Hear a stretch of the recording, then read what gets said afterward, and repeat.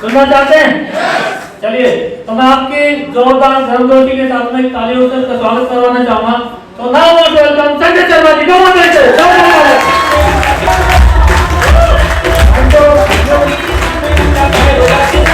Thank you दोस्तों, नमस्कार।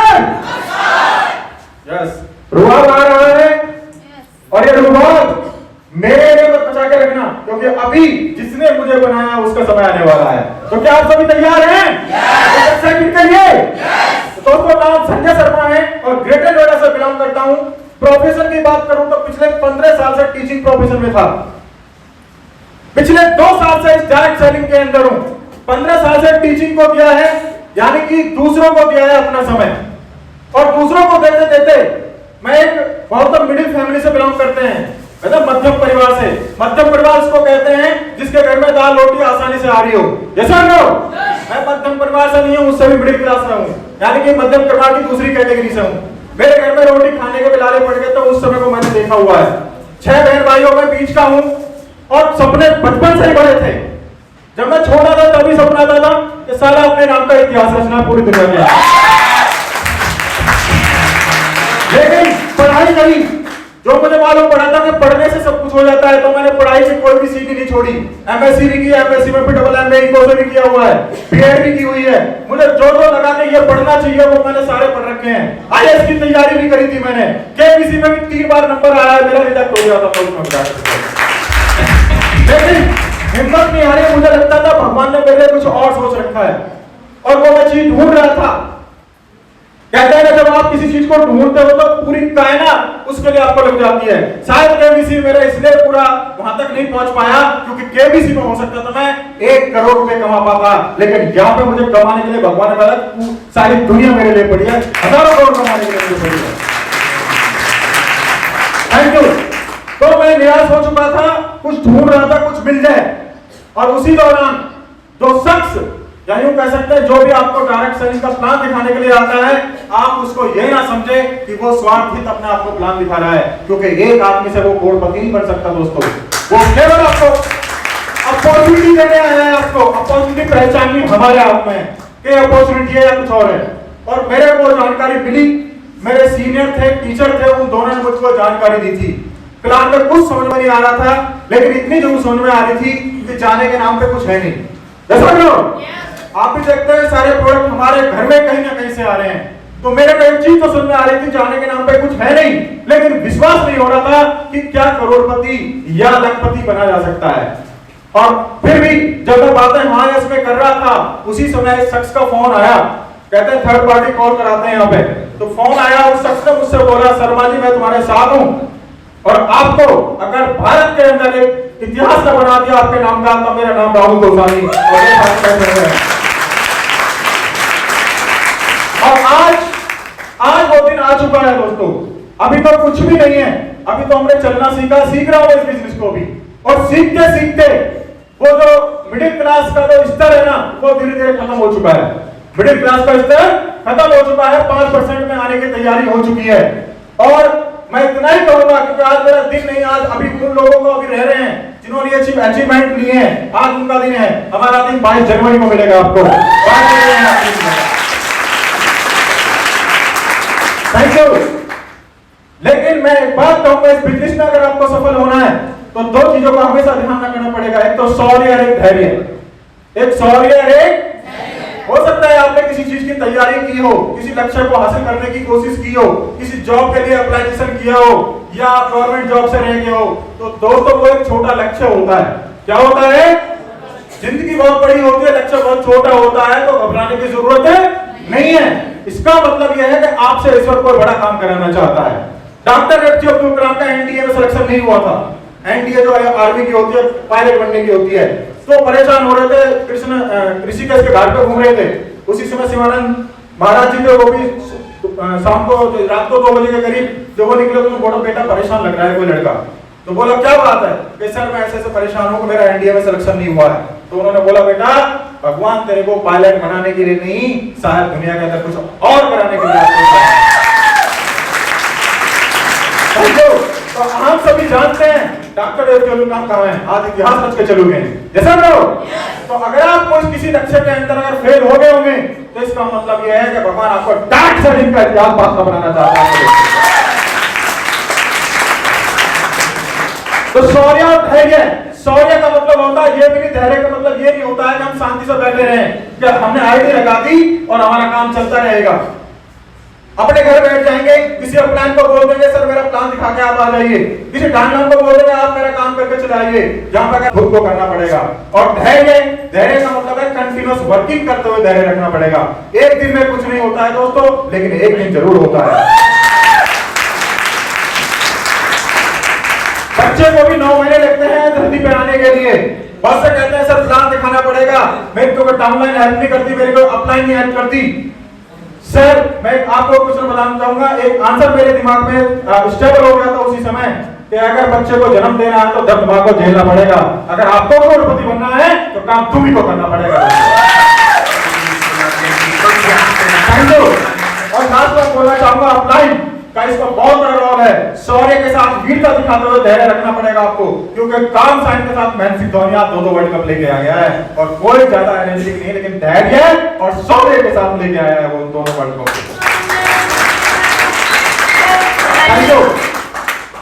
Upline, upline का मतलब यहाँ बहुत से लोगों को पता नहीं होगा, नए गेस्ट भी आए हैं। अपलाइन का मतलब होता है गुरु। हर शिक्षा के अंदर या दीक्षा गुरु हो, शिक्षा गुरु हो या एजुकेशन गुरु हो, डायरेक्ट सेलिंग गुरु हो, दुनिया के अंदर कोई भी अगर आदमी सक्सेस हुआ है तो बिना गुरु के नहीं हो सकता। I am right? वो ये सोचता है कि मैं आकर के सारी दुनिया में सारे काम कर लूंगा। अगर व्यक्ति को मिट्टी भी उठानी है तो उसका भी एक गुरु होता है कि इस मिट्टी को ऐसे उठा करके ऐसे डालना है, फावड़ा ऐसे चलाना है, बीज ऐसे डालना है। तो इस इंडस्ट्री के अंदर अगर आप कामयाब होना चाहते हैं तो मैं और जो हमारे भी टारगेट लोग बता रहे थे ऋषिकेश का टारगेट है, बहुत से लोगों को पता नहीं है, तो ये टारगेट जो उन्होंने कुछ हाइड दिए, अगर टारगेट आने वाला है ऋषिकेश का, तो ऋषिकेश का जो टारगेट है आपको अगर जीतना है तो जाना चाहता है मंत्र?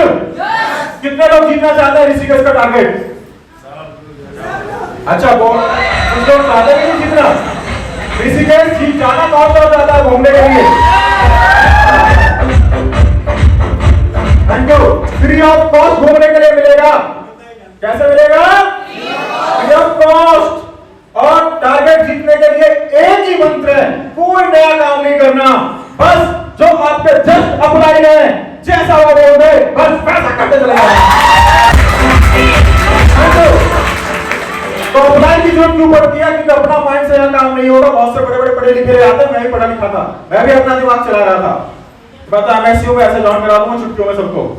रियलिटी में मुझे ये लगता है 2 लोग तो मैं ऐसे ज्वाइन करा दूंगा। और मैंने जाकर के 10 लोगों को प्लान दिखा भी दिया और उनमें से कोई सा भी एक ने तो सत्यप्रकाश जी ऐसा बोल दिया तूने करा तो नहीं है। क्या बोला? तुमने किया तो नहीं है। मैंने कर दिया है मैंने, और वैसे आ गया तेरे पास बता करने के बाद ही आया हूं। मेरे को तो 8-10 बोल चुके ऐसे। तो वो बोला खुद तो फंस गया, मुझको फंसाने। दोस्तों मुझे बताइए अगर चाय पीने से हम फंस रहे हैं तो फंस तो पहले भी रहे, पहले तो चाय घर में आई हुई है कि नहीं से? जैसा साबुन तो पहले से लगाई रहे ना कि नहीं से? तो लूट तो वो भी रहा क्योंकि 10 रुपए के साबुन वो भी नहीं है, क्योंकि 10 रुपए में वो 1 रुपए जरूर बचा रहा है। जैसा और वो कहां से लाया? वो भी पैसे बचा रहा है, वो कहां से लाया? वो भी पैसे बचा रहा है। और जो ऐड करती है टीम पर लक्ष्य की सुंदरता का राज मेरा नाम लक्ष्य है, वो भी फ्री में ऐड, वो भी पैसे कमा रही है। इसका मतलब वो 10 रुपए की साबुन नहीं है, 2 रुपए की है। तो मेरी बात सुन रहा है, मैंने उसको बताया लेकिन एक भी मेरे साथ नहीं आया। और मैंने वही काम कॉल उठाना बंद। किसका? जिसका कॉल उठाने बंद हो जाता है अपलाइन का, क्योंकि तो भी इसके लिए बात करेगा। और जब मैंने कॉल उठाना बंद तो सौदा बताऊंगा सारी बातें। मुझको सर ने समझाया कि शर्मा जी आप मैथ के टीचर होते हो, इस चीज को भी आपने सीखा है 15 साल तक, तब आप इसको पढ़ा रहे हो, लेकिन ये बिजनेस भी सीख करके करना पड़ेगा। अगर आपने यहाँ पे फ्राइडे की ट्रेनिंग होती है, हमारी संडे की सीटीपी होती है, कुछ वीडियो ऑडियो वगैरह हैं, अगर आप उनको सीखते हैं और जैसा मैं बोलूं आप ऐसा करते हैं तो आप भी वहां पहुंच सकते हैं जहां मैं पहुंच चुका हूं। और दोस्तों ना एक रिश्तेदार है मेरी टीम में, ना मेरा कोई दोस्त है और ना मेरा कोई भाई बहन है, और आज टीम कम से कम 1000 लोग।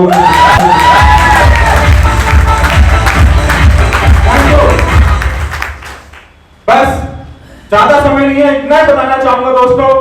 अपलाइन जो बोलते हैं इस बिजनेस में, अगर आपको सक्सेस होना तो अपलाइन एक ऐसा मंत्र है, बस उसको माइंड में बना लेना और कर लेना। इसके ऊपर एक मिनट की स्टोरी की अपलाइन क्यों जरूरी है। एक बार हुआ क्या, एक लड़के का रिश्ता नहीं हो रहा था। क्या नहीं हो रहा था? रिश्ता नहीं हो रहा था। तो बात ऐसी हुई, जब ज्यादा समय निकल गया तो रिश्ता होने की संभावना हुई, लेकिन कंडीशन आ गई। बस रिश्ता तो हम कर देंगे, लेकिन शर्त है हमारी। लड़के वालों ने क्या रखी? शर्त ये रखी कि भाई शादी के अंदर सारे यंग आएंगे, बूढ़ा कोई नहीं आएगा। कौन आएगा? यंग आएंगे, पर बूढ़ा कोई। अब मामला खराब। देखो, सबको तो समझाया जा सकता है, लेकिन लड़के के नाना को नहीं समझाया जा सकता। वो कहते हैं हम तो शादी में जाएंगे, मामला ऐसा नहीं। अरे एक तो हमारा देवता है, इसकी शादी में नहीं जाएंगे हम। तो उन्होंने बोला ठीक है, ऐसा करो, इनको डिग्गी में बैठा लो। किसमें बैठा लो? डिग्गी में बैठा लो इनको। और जैसे तैसे करके बारात चढ़नी स्टार्ट, पहुंच गई बारात वहां पर। पे बारात जैसे ही चढ़ने को हुई तो जो आते हैं ना वो मिलाप करने के लिए आते हैं, उन्होंने बोला भैया रुक जाओ पहले भी। तो क्या एक कंडीशन हो रहा है भाई, अब क्या हो गया मामला। सारे लड़के अपना वैसे दिमाग खराब कि क्या कंडीशन है। लोग, ये जो हमारे गांव के बाहर नदी बह रही है ना, अगर इस नदी को पानी को हटाकर दूध बहा दो तो हम आपको शादी करवा देंगे। आप सबके सब बारात लेके वापस, क्योंकि आपको छोड़ने वाला नहीं है। जब सत्य तो किसी ने सत्यप्रकाश ने बोला भैया जब जाए रहे वापस ले गए थे बेचारे बाप नाना ने बंद रहा यार, तो टिक्की में से हम नाना को टिक्की में से निकाला। नाना जी ने बोला हां भाई क्या प्रॉब्लम, कैसे बारात वाले कैसे चढ़ा रहे? नो कब तो मामला खराब है, पहली कंडीशन तो वैसे ही पूरी कर, दूसरी कंडीशन नहीं हो। नो क्या बात है, क्या बात में कुछ हुई? उन्होंने बोला ऐसे ऐसे प्रस्ताव आया है कि नदी में से पानी हटा और दूध बहा दो तो शादी हो जाएगी। बस इतनी सी बात। नाना ने क्या बोला? बस इतनी सी बात। लड़कों ने बोला, यंगों ने नहीं इतनी सी बात कैसे, बहुत बड़ी बात है। कौन लेके आया प्रस्ताव? बोले गया वो सब बोलो जाकर के कि पानी को बाहर निकलवा दो, दूध हम बहा देंगे। जब वो प्रस्ताव लेकर पहुंचे, नो भाई हो गई बात, तैयारी हो चुकी है दूध की बहाने की। क्या आप पानी खाली कर दो और दूध बहा देंगे। फिर उनके एक जो सीनियर थे उन्होंने बोला 100% को के साथ पक्का वाला कराते हैं।